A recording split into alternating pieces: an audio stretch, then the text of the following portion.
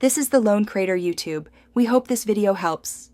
You start by preparing the surface and confirming materials.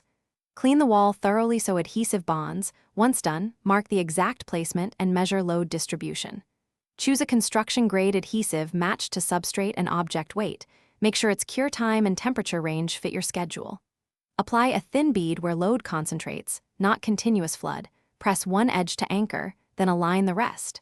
This first action sets adhesion quality, so work deliberately and avoid sliding after contact. Once the adhesive is applied, press the object into position and maintain even pressure. Use supports or clamps to hold alignment. Once the adhesive touches, avoid shifting because shear weakens bond. If the adhesive is gap-filling, press firmly at load points and let squeeze out escape to the edges so you can remove it. Make sure the environment matches temperature and humidity specs. Once clamped, allow the full initial set time before adding weight. This controlled cure prevents failures and assures full strength. You finish by letting the assembly reach full cure before you test it. Start with light weight and increase gradually.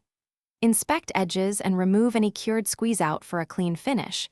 If appearance matters, trim and seal joints after full cure. If the bond doesn't hold, do not add more adhesive to a dirty surface.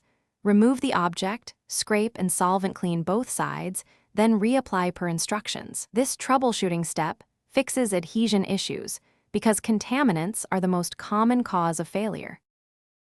Thanks for watching. Consider subscribing if we helped you.